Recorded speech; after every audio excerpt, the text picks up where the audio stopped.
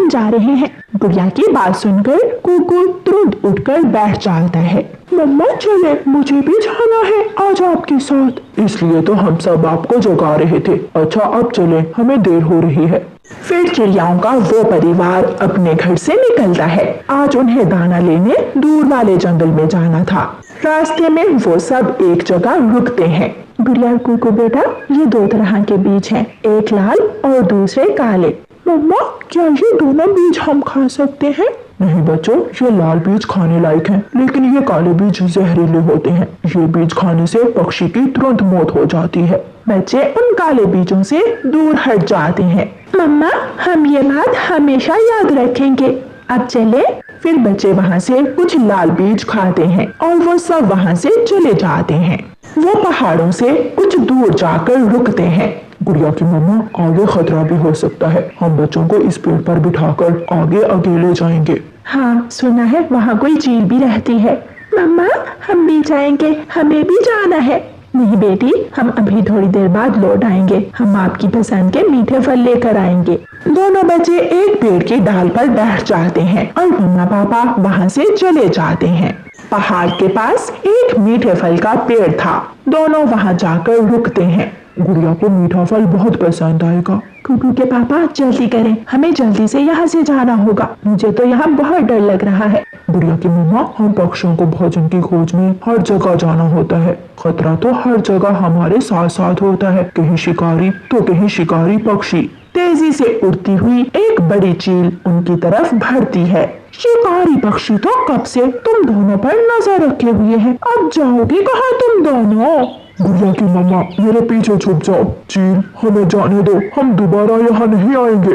एक बार जाने दो तो मुझे मालूम है तुम दोबारा नहीं आओगे, लेकिन मैं खाऊंगी क्या? पूरे 1 महीने से भूखी हूँ। वो चील पापा चिड़िया पर हमला कर देती है और एक ही लम्हे में पापा चिड़िया की गर्दन मरोड़कर उसे मार देती है। सालिम, तुम जालिम हो, तुमने मेरे पति को मार दिया और अब तुम्हारी बारी है। मम्मा चिड़िया उड़ती है और वहाँ से भागती है। चील भी मम्मा चिड़िया के पीछे पीछे ही तेजी से उड़ती है। कुकू भाई, वो देखे, मम्मा के पीछे चील लगी हुई है। बच्चे चील को देखकर डर जाते हैं। गुड़िया बहन, चील ने मम्मा को पकड़ लिया है। कुकू भाई, पत्तों में छुप जाओ, वो हमें भी मार देगी। उसने मम्मा को मार दिया है, उसने हमसे हमारी मम्मा छीन ली है। अब तू उड़ नहीं सकेगी, मैं पहले जाकर तेरे पति को खा लूं, फिर आकर तुझे खाऊंगी। मेरे बच्चे, मेरे बच्चे। माँ चिड़िया अपने बच्चों को याद कर रही थी। बड़ी चील वहाँ से चली जाती है। मम्मा चिड़िया बुरी तरह घायल हो गई थी, वो उड़ नहीं सकती थी। गुड़िया और कुकू चील को जाता हुआ देखकर अपनी मम्मा के पास आ जाते हैं। मम्मा, ये क्या हुआ? मम्मा, पापा कहाँ है? उस गंदी जालिम चील ने हमसे हमारी खुशियाँ क्यों छीन ली? बच्चों, जल्दी से यहाँ से चले जाओ, उस चील ने आपके पापा को भी मार दिया है। पापा, मेरे पापा को मार दिया उस चील ने, मैं छोड़ूंगी नहीं उस चील को। मेरे पास समय नहीं है बच्चों, ना जाने कब मेरी सांसें रुक जाए। घर का दरवाजा अंदर से बंद कर लेना। कुकू, गुड़िया बहन को तंग मत करना, और गुड़िया आप बड़ी हो, अपने छोटे भाई का ख्याल रखना।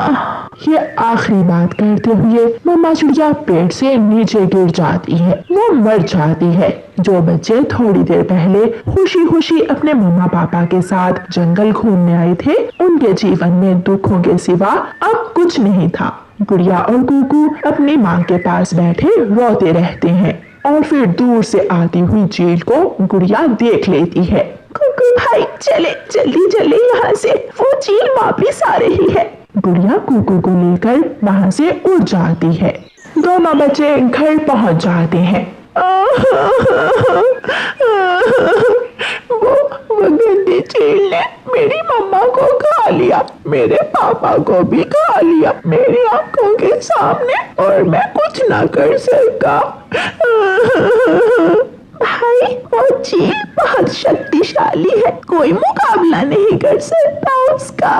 गुड़िया बहन, आखिर कब तक तो छोटे छोटे बच्चों से उनके माता पिता छीनती रहेगी, किसी को रोकना होगा उसे। छोटे बच्चे वो रात अकेले घर में गुजारते और फिर सुबह होने पर वो दोनों अपने माता पिता के बिना दाना लेने चले जाते हैं। वो कबूतर अंकल के पास जाते हैं।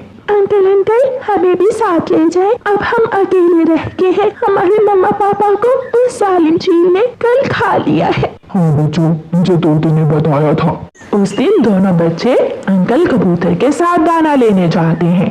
दूसरे दिन शाम के वक्त कबूतर का बेटा कीकी रोता हुआ गुड़िया और कुकू के पास आता है। कीकी, क्या हुआ? चुप कर जाओ भाई, आप क्यों रो रहे हो? उसने, उस जालिम ने मेरे पापा को भी खा लिया है। आज उसने मेरे पापा को मुझसे छीन लिया है। गुड़िया बहन, हमारी तरह कीकी भी अनाथ हो गया, ना जाने और कितने बच्चे अनाथ करेगी वो चील। हमें उसे मारना होगा, ऐसा ना हो कि वो हमारे जंगल के सभी पक्षियों को खा ले और फिर हम छोटे बच्चों को भी। वो चील पहाड़ों के पास सूखे पेड़ पर घोंसले में रहती है। कुकू भाई, मेरे पास एक उपाय है, शायद है ना वो काले बीज। हाँ, मुझे सब याद है। फिर कुकू, गुड़िया और कीकी उड़ते हैं और उन काले बीजों के पास जाते हैं जो जहरीले बीज थे।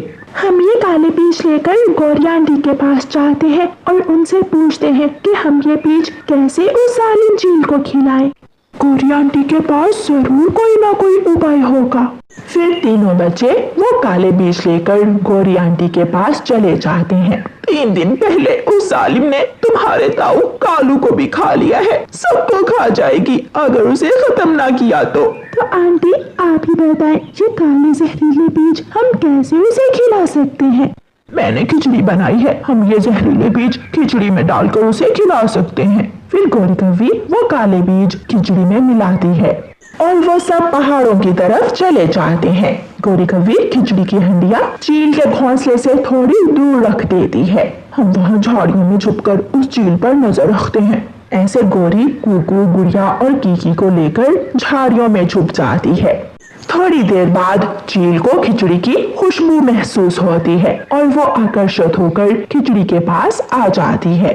मांस तो बहुत खा लिया, आज ये खिचड़ी खाऊंगी, शायद कोई पक्षी ये खिचड़ी यहाँ रखकर भूल गया है।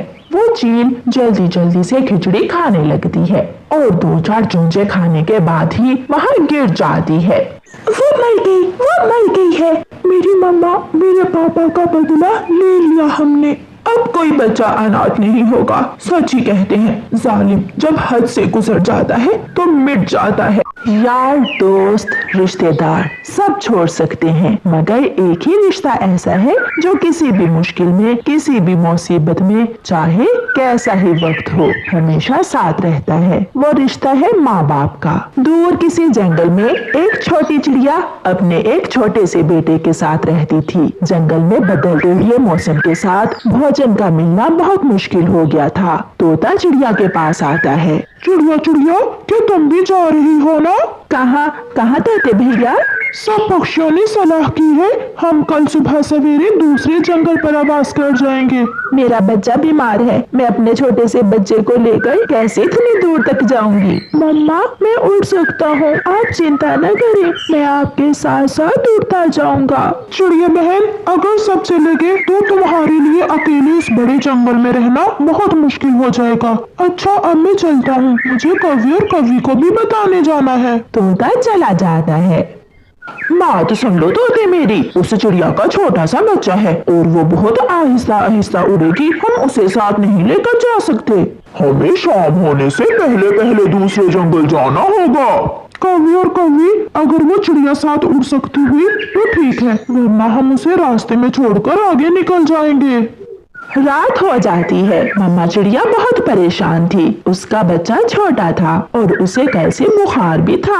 मम्मा चिड़िया जानती थी कि उसे अपने दोस्तों के साथ दूसरे जंगल जाना ही होगा। मम्मा, दूसरे जंगल जाकर हम घर कहाँ से लेंगे? कुकू बेटा, ये जंगल हमारा है और दूसरे जंगल में तो हम कुछ दिनों के लिए जाएंगे और जैसे ही बाहर आएगी हम वापिस आ जाएंगे। तो क्या हम वहाँ तिनकों के घोंसलों में रहेंगे? हाँ बेटा, हम वहाँ जाकर तिनकों के घोंसले बना लेंगे। बातें करते करते वो माँ बेटा सो जाते हैं।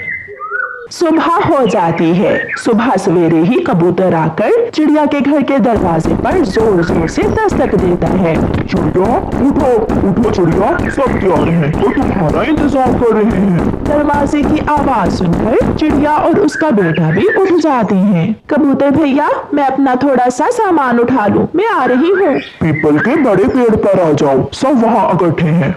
चिड़िया अपना सामान बांधती है। मम्मा, आप रो क्यों रही है? बेटा, इस घर में मैंने बहुत समय गुजारा है, इसे छोड़ते हुए बहुत दुख हो रहा है मुझे। मम्मा, आप ही तो कहती हैं कि किसी भी मुश्किल समय में हिम्मत और हौसले से काम ले। हाँ बेटा, और मैं रो कब रही हूँ? ऐसे कहते हुए कुकू की मम्मा मुस्कुराने लगती है। अच्छा, अब उठो बेटा, दवा पी ली है ना? हाँ मम्मा, मैंने बुखार की दवा पी ली है, अब चले। फिर वो माँ बेटा पीपल के बड़े पेड़ की तरफ चलते हैं। आ गई तू महारानी, हम तुम्हारे नौकर नहीं है जो सुबह से तुम्हारा इंतजार कर रहे हैं। गोरी बहन, मेरा बेटा बीमार है इसलिए मुझे देर हो गई। अब हमारे साथ साथ उड़ना, ऐसा ना हो कि तुम्हारी वजह से हमें रास्ते में ही देर हो जाए।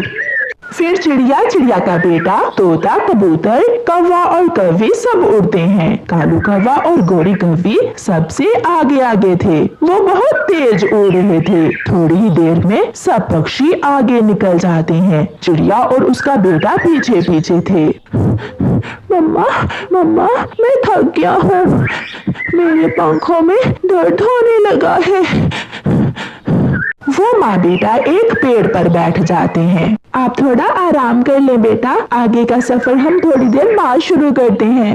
गोरी कौवी उड़ती उड़ती पीछे मुड़कर देखती है। रुको रुको, वो चिड़िया वहाँ बैठ गई है। तोते, तुम जाओ और चिड़िया से पूछ कर आओ और उसे बता दो कि ऐसे नहीं चलेगा, रुकने और आराम करने का समय नहीं है हमारे पास। मैं अभी जाता हूँ।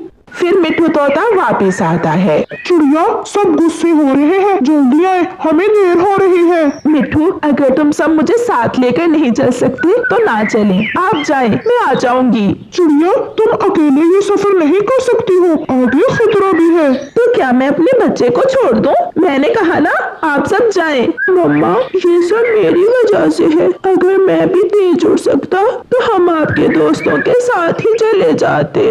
तोता चला जाता है। बेटा, मेरा कोई दोस्त नहीं है, अगर वो मेरे दोस्त होते तो मुझे ऐसे छोड़कर ना जाते। क्या कहा है उस छोटी चिड़िया ने? वो कहती है तुम सब जाओ। वो अकेली कैसे आएगी? उसे छोड़ो, मरने दो उसे। अपनी जान बचानी है तो हमें रात होने से पहले पहले दूसरे जंगल जाना ही होगा। वो सब फिर से उड़ते हैं और चिड़िया उन्हें जाता हुआ देख रही थी। आहिस्ता आहिस्ता वो सब चिड़िया की नजरों से ओझल हो जाते हैं। कुकू बेटा, मैं आपके लिए कुछ खाने को ढूंढती हूँ, आप इसी पेड़ पर बैठे। मम्मा, आप भी कुछ खा लेना, आप भी तो भूखी हैं। फिर मम्मा चिड़िया अपने बेटे के लिए दाना लेने चली जाती है। दूसरे सब पक्षी भी दूसरे जंगल में पहुंच जाते हैं। वो सब जैसे ही दूसरे जंगल में जाने लगते हैं, एक उल्लू उन्हें रोक लेता है। कहाँ तुम सब कहाँ घुस रहे हो? ये जंगल हमारा है। उल्लू जी, हम हर साल पतझड़ के दिन गुजारने इस जंगल में आते हैं, यहाँ हमारे तिनकों के घोंसले भी हैं। जाकर देख लो, बेरी के पेड़ पर जो तिनकों का घोंसला है उसमें अभी तक हमारे काले रंग के पंख पड़े होंगे। मगर इस बार हमने फैसला किया है, हम किसी भी विदेशी पक्षी को अपने जंगल में आश्रय नहीं देंगे। तुम सब कहीं और जाओ। ये तुम क्या कह रहे हो उल्लू जी? हम कहाँ जाएंगे? ये मैं नहीं जानता, तुम अब जा सकते हो। बहुत ही परेशान होकर सब पक्षी वहाँ से उड़ते हैं। रात हो जाती है और उन्हें अभी तक कोई सुरक्षित जगह नहीं मिली थी। कौवा, कौवी, कबूतर और तोता घने जंगल में पेड़ों पर बैठकर ही रात गुजारने का फैसला करते हैं। कौवी और कौवी, अगर ऐसे पेड़ों पर बैठकर ही रात गुजारनी थी तो हमने अपनी दोस्त चिड़िया को क्यों रास्ते में छोड़ा? क्या खबर थी ये कमबख्त उल्लू रास्ते में आ जाएंगे। मैंने तो सोचा था दूसरे जंगल जाकर अपने अपने घोंसलों में आराम से सोएंगे। अब तो कल ही हम सब अपने लिए तिनकों के नए घोंसले बनाएंगे। चिड़िया दाना ढूंढकर अपने बेटे को खिलाती है और फिर एक बूढ़ी फाख्ता चिड़िया को अपने घर ले जाती है। बेटी चिड़िया, तुम मेरे घर में रात गुजार सकती हो। मेरे पास दाना भी है और पानी भी। माँ जी, आपका बहुत बहुत धन्यवाद। फिर वो बूढ़ी फाख्ता कुकू को बुखार दूर करने वाली दवा देती है, जिससे कुकू स्वस्थ हो जाता है। वो माँ बेटा बहुत आराम और मजे से वहाँ रात गुजारते हैं और सुबह नाश्ता करके अपना सफर फिर से शुरू करते हैं।